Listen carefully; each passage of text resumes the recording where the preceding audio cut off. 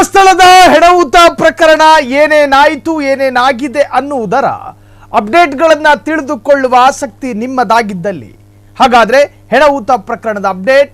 ಧರ್ಮಸ್ಥಳದ ಬಂಗ್ಲೆಗುಡ್ಡದಲ್ಲಿ ಹೆಣಗಳ ರಾಶಿ ಸಿಕ್ಕಿದೆ. ಹಾಗಾದ್ರೆ ಧರ್ಮಸ್ಥಳದ ಶವಹೂತಿಟ್ಟ ಆರೋಪಕ್ಕೆ ದಿನಕ್ಕೊಂದು ಟ್ವಿಸ್ಟ್ ಸಿಗ್ತಾ ಇದೆಯಾ? ಬಂಗ್ಲೆಗುಡ್ಡದಲ್ಲಿ ಮಹಜರು ವೇಳೆ ಹೆಣಗಳ ರಾಶಿ ಸಿಕ್ಕಿದೆ.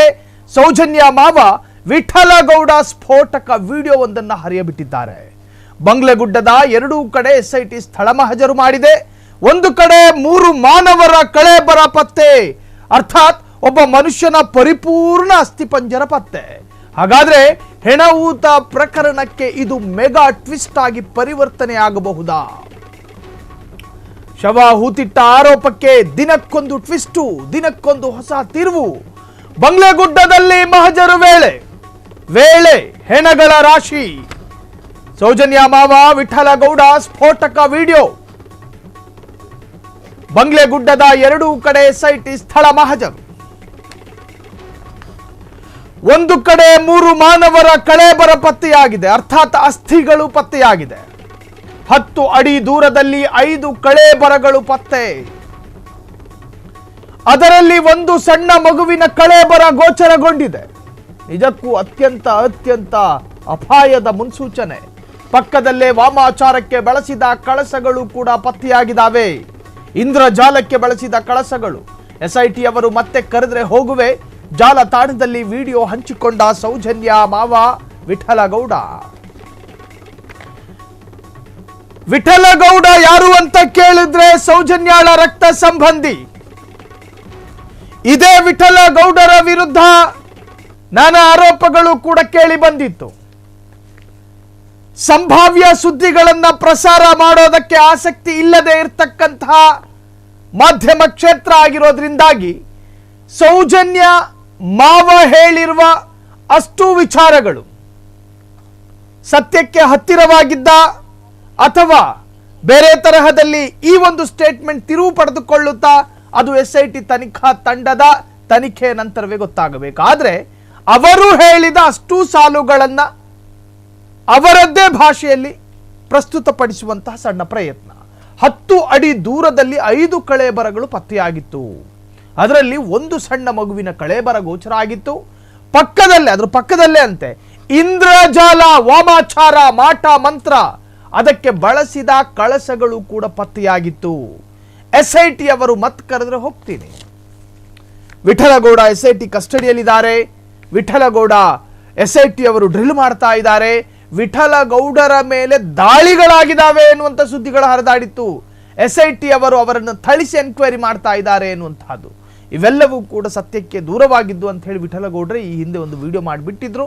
ಆ ವಿಡಿಯೋ ಕೂಡ ಸಂಚಲನ ಮೂಡಿಸಿತ್ತು. ಈಗ ಮತ್ತೆ ಅದೇ ಹೆಣವೂತ ಪ್ರಕರಣದಲ್ಲಿ ಮತ್ತೊಂದು ಸ್ಟೇಟ್ಮೆಂಟ್ ಮುಖೇನ ಪ್ರತ್ಯಕ್ಷಗೊಂಡಿದ್ದಾರೆ. ಹಾಗಾದ್ರೆ ವಿಠಲಗೌಡ ಹೇಳಿದ್ದೇನು ಕೇಳಿಸ್ಕೊಳ್ಳಿ. ನಮಸ್ತೆ, ನಾನು ವಿಠಲಗೌಡ, ಸೌಜನ್ಯ ಮಾವ. ಫಸ್ಟಿಗೆ ನನ್ನನ್ನು ಮಹಜರಿಗೆ ಕರ್ಕೊಂಡೋಗಿದ್ರು. ಅಲ್ಲಿ ಸುವಾಗ 3 ನಮಗೆ ಒಂದು ಬುರುಡೆ ಸಿಕ್ಕಿದೆ ಅಲ್ಲಿ ಮೇಲೆ. 2ನೇ ಸಲ ಹೋಗುವಾಗ 5 ನನ್ನ ಕಣ್ಣ ಎದುರಿಗೆ 5 ಸಿಗುತ್ತೆ. ಅದರಲ್ಲಿ ಒಂದು ಮಗುದು ಅನ್ನೋದು ಕಾಣ್ತದೆ. ನಂತರ ಅದರ ಪಕ್ಕದಲ್ಲಿ ಒಂದು 6-7 ಮಣ್ಣಿನ ಮಡಿಕೆ ಕಲಶ ಅಲ್ಲಿ ಸಿಗುತ್ತೆ. ಒಂದು ಸ್ಟಿಕ್ಕು, ಒಂದು ಕನ್ನಡಕ, ಒಂದು ಗ್ಲಾಸು, ಮತ್ತೊಂದು ಮೊಬೈಲ್ ಒಂದು ಕವರು, ಬ್ಯಾಕ್ ಕವರು ಸಿಗುತ್ತೆ. ಅದು ನೋಡಿದ ತಕ್ಷಣ ನಮಗೆ ಮೇಯೆಲ್ಲ ಜುಮ್ಮ ಒಂದು ಸಲ ಆಯಿತು. ಯಾಕಂದರೆ ಅವತ್ತು ನಾನು ನಿನ್ನೆ ನಿದ್ದೆ ಮಾಡಲಿಲ್ಲ, ಬೇಜಾರಾಯಿತು. ನಮ್ಮ ಕ್ಷೇತ್ರದಲ್ಲಿ ಈ ಥರ ಆಗ್ತಾಯಿದೆಯಾ ಅನ್ನೋದು ಸ್ವಲ್ಪ ತುಂಬ ಬೇಜಾರಾಯಿತು. ಅದು ಸರಿಯಾಗಿ ತನಿಖೆ ಮಾಡಬೇಕು. ಅದಕ್ಕೆ ಯಾರು ಅದನ್ನು ಕೊಲೆ ಮಾಡಿದ್ದಾರೆ, ತಂದು ಯಾರು ಬಿಸಾಡಿದ್ದಾರೆ ಅನ್ನೋದು ನಮಗೆ ಅದು ತನಿಖೆ ಆಗಬೇಕು. ಮತ್ತು ಅದರಲ್ಲಿ ನಮ್ಮ ಸೌಜನ್ಯಗೆ ನ್ಯಾಯ ಸಿಗಬೇಕು. ನಮಸ್ತೆ, ನಾನು ವಿಠಲಗೌಡ, ಸೌಜನ್ಯ ಮಾವ. ನಿನ್ನೆ ಎಸ್ಐಟಿ ಅವರ ಜೊತೆ ಸ್ಥಳ ಮಹಜರಿಗೆ ಹೋಗಿದ್ದೆ. ಆ ಸಂದರ್ಭದಲ್ಲಿ ಕಳೇಬರಗಳು ಪತ್ತೆಯಾಗಿತ್ತು. ಆಶ್ಚರ್ಯ ಅಂದ್ರೆ ಕಳೇಬರ ಪತ್ತೆಯಾದ ಸ್ಥಳದ ಹತ್ತಿರದಲ್ಲೇ ಮತ್ತೊಂದಷ್ಟು ಕಳೇಬರಗಳು. ಕಳೇಬರ ಅಂದ್ರೆ ಅಸ್ಥಿಪಂಜರ, ಮನುಷ್ಯನ ಅಸ್ಥಿಪಂಜರ. ಮತ್ತೊಂದು ದಿಕ್ಕಿನಲ್ಲಿ ಸಣ್ಣ ಮಗುವಿನ ತಲೆ ಬುರುಡೆ ತರ ಗೋಚರ ಆಗ್ತಾ ಇತ್ತು.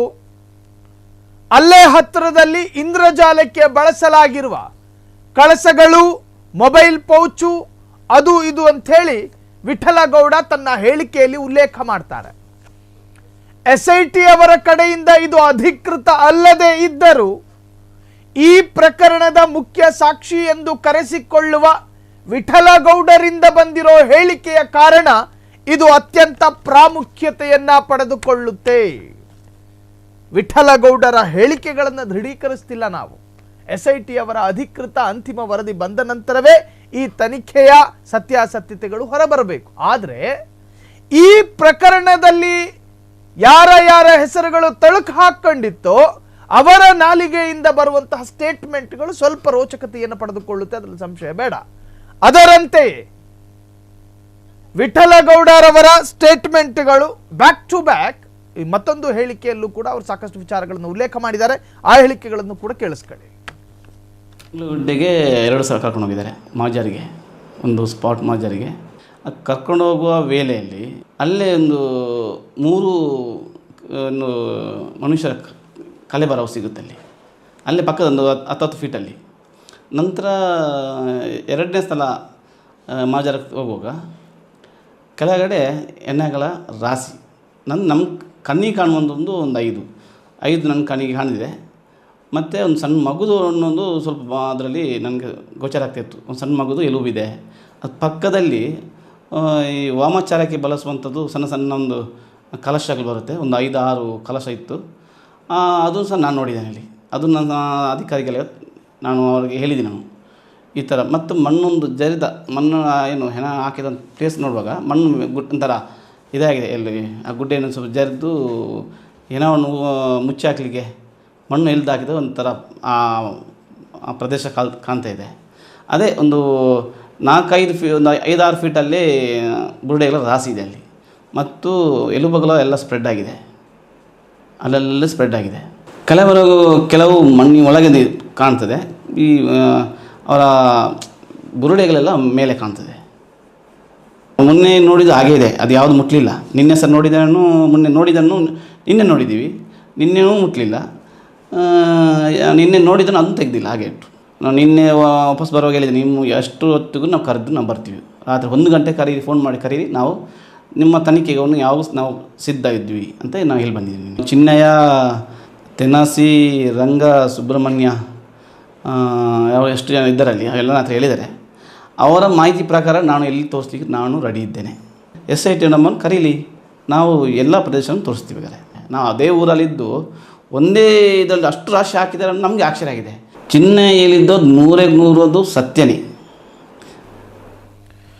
ಸತ್ತವರನ್ನ ಅಧಿಕೃತವಾಗಿ ಮಣ್ಣು ಮಾಡುವಾಗ ಸಾಮಾನ್ಯವಾಗಿ ಒಂದು ಸಿಸ್ಟಮ್ ಪ್ರಯೋಗ ಆಗುತ್ತೆ. ಆದರೆ ಸಂಶಯಾಸ್ಪದವಾದ ಹೆಣವನ್ನ ಗುಡ್ಡೆಯನ್ನ ಜರಿಸಿ ಅನುಮಾನಾಸ್ಪದವಾಗಿ ಹೂಳುವಾಗಲೂ ಕೂಡ ಒಂದು ತರಹದ ವಿಭಿನ್ನ ಸಿಸ್ಟಮ್ ಪ್ರಯೋಗ ಆಗುತ್ತೆ. ಅದನ್ನೇ ವಿಠಲಗೌಡರು ಹೇಳ್ತಾ ಇದ್ದಿದ್ದು. ಯಾರೋ ಆತುರಕ್ಕೆ ಬಿದ್ದು ಹೆಣವನ್ನ ಹೂಳಬೇಕು ಅನ್ನೋ ತರಹದಲ್ಲಿ ನನಗೆ ಭಾಸ ಆಗಿತ್ತು. ಒಂದು ಮೇಲ್ಮೈ ಮಣ್ಣನ್ನ ಕೆರೆದಿದ್ದಾರೆ, ಹೆಣವನ್ನ ಮುಚ್ಚಿ ಹಾಕಬೇಕು, ಒಂದನ್ನು ಮರೆಮಾಚಬೇಕು ಅನ್ನೋ ಉದ್ದೇಶ ಆ ಹೆಣ ಹೂಳುವ ಪ್ರಕ್ರಿಯೆಯಲ್ಲಿ ಅಡಕಾಗಿತ್ತು ಅಂತ ಹೇಳಿ ವಿಠಲಗೌಡರು ಹೇಳೋದು. ಇನ್ನು SIT ಅವರಿಗೆ ಪರಿಪೂರ್ಣ ಸಹಕಾರ ನನ್ನಿಂದ ಇದೆ, ನನ್ನ ವಿರುದ್ಧ ಅಪಪ್ರಚಾರ ಸಲ್ಲದು, ಹಂಗಾಯ್ತು ಹಿಂಗಾಯ್ತು ಅನ್ನೋ ಸಂಭಾವ್ಯ ಹೇಳಿಕೆಗಳು ವ್ಯಕ್ತವಾಗುತ್ತೆ. ಅದನ್ನು ನಿಲ್ಲಿಸಬೇಕು. ನಾನು SITಗೆ ಸಂಪೂರ್ಣ ಸಹಕಾರವನ್ನು ಕೊಡ್ತಾ ಇದ್ದೀನಿ. ಎಷ್ಟು ಹೊತ್ತಿಗೆ ಬೇಕಾದರೂ ಕರೀಲಿ, ಹೋಗಿ ನಾನು ಅವರ ಪ್ರಶ್ನೆಗಳಿಗೆ ಉತ್ತರಿಸ್ತೀನಿ ಅಂತ ಹೇಳಿ ವಿಠಲಗೌಡರು 2ನೇ ಹೇಳಿಕೆಯಲ್ಲಿ ಉಲ್ಲೇಖ ಮಾಡಿರುವಂತಹದ್ದು. ಕ್ಷಣ ಕ್ಷಣದ ಸುದ್ದಿಗಳಿಗಾಗಿ ಫ್ರೀಡಂ ಟಿವಿ ಸಬ್ಸ್ಕ್ರೈಬ್ ಮಾಡಿ, ಲೈಕ್ ಮಾಡಿ ಹಾಗೂ ಫಾಲೋ ಮಾಡಿ. ಹೊಸ ಸುದ್ದಿಗಳ ನೋಟಿಫಿಕೇಶನ್ಗಾಗಿ ಬೆಲ್ ಐಕಾನ್ ಮೇಲೆ ಕ್ಲಿಕ್ ಮಾಡಿ.